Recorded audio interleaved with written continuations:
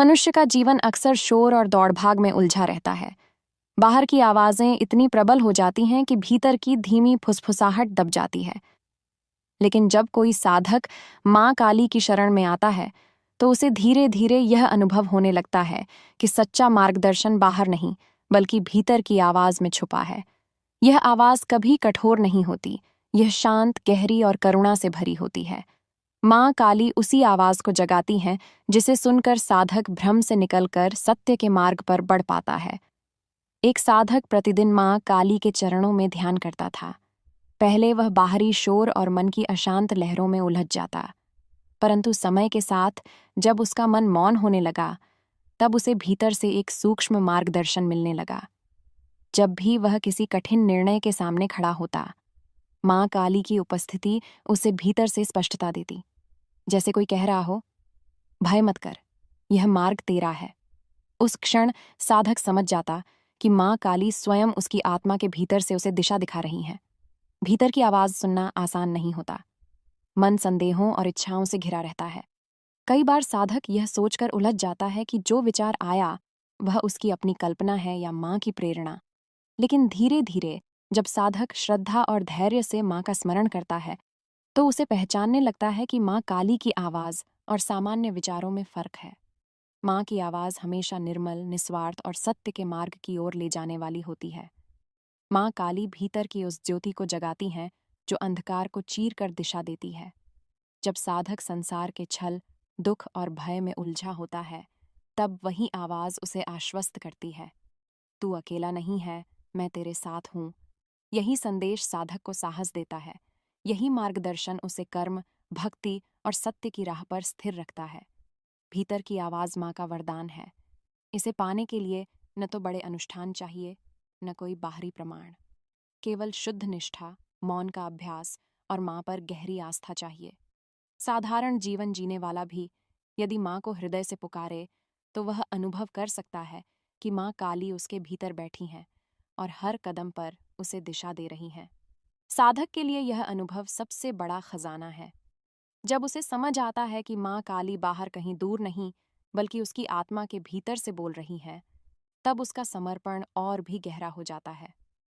अब वह बाहरी अव्यवस्था में भी विचलित नहीं होता, क्योंकि उसे झांत होता है कि मार्गदर्शन कहीं खोया नहीं है, वह हर समय उसके भीतर जीवित है। एक गांव में अर्जुन नाम का एक साधारण किसान रहता था। जीवन उसके लिए आसान नहीं था। कभी फसल बर्बाद हो जाती, कभी कर्ज चुकाने का बोझ बढ़ जाता। भीतर ही भीतर वह टूटने लगा था। हर सुबह जब वह खेत में जाता, तो मन भारी होता और आंखों में चिंता की छाया छा जाती। एक दिन गहरे दुख से भरा अर्जुन गांव के छोटे से काली मंदिर गया। वहां शांति से माँ की मूर्ति के सामने बैठा और आंखें बंद कर लीं। उसने किसी मंत्र का उच्चारण नहीं किया, बस मौन साध लिया। मौन में बैठते ही उसके भीतर एक हल्की सी आवाज उठी, अर्जुन, हार मत मान, तू अकेला नहीं है। मेहनत कर, ईमानदार रह, मैं तेरे साथ हूं। पहली बार अर्जुन को लगा जैसे किसी ने उसकी आत्मा के भीतर दीपक जला दिया हो। आंखें नम हो गईं। उसने महसूस किया कि यह आवाज उसकी कल्पना नहीं, बल्कि माँ काली का मार्गदर्शन है। उसी क्षण उसके भीतर एक नई शक्ति का संचार हुआ। अर्जुन ने माँ के संदेश को पकड़ लिया। उसने निश्चय किया कि वह परिस्थितियों से भागेगा नहीं।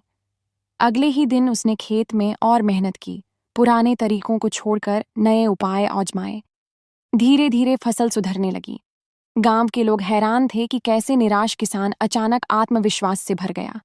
लेकिन अर्जुन जानता था कि यह माँ काली की कृपा है, जिन्होंने भीतर की आवाज से उसे मार्ग दिखाया। समय के साथ अर्जुन को एक और सच्चाई समझ आई। भीतर की आवाज केवल कठिनाइयों में सहारा नहीं देती, बल्कि वह जीवन का हर कदम सही ढंग से उठाने का साहस भी देती है। जब उसे किसी के साथ अन्याय करने का अवसर मिलता, तो वही आवाज रोक देती, यह तेरा मार्ग नहीं। जब वह हार मानने लगता, तो वही आवाज कहती, धैर्य रख, फल मिलेगा। अर्जुन का जीवन धीरे धीरे बदल गया। अब उसके लिए माँ काली केवल मंदिर की मूर्ति नहीं रही, बल्कि उसकी आत्मा की गहराइयों में बसने वाली शक्ति बन गई। उसे हर समय अनुभव होता कि माँ उसी की सांसों में, उसी के विचारों में बोल रही हैं। यह अनुभव केवल अर्जुन तक सीमित नहीं है। हर साधारण भक्त यदि श्रद्धा और मौन साधना से माँ काली का स्मरण करे तो उसे भी यह भीतर की आवाज सुनाई देती है। यही आवाज जीवन की सबसे कठिन राहों पर प्रकाश बन जाती है। यही है माँ काली की सच्ची कृपा, भीतर की आवाज में छुपा मार्गदर्शन, जो साधक को अंधकार से निकालकर सत्य और साहस के पथ पर ले जाता है।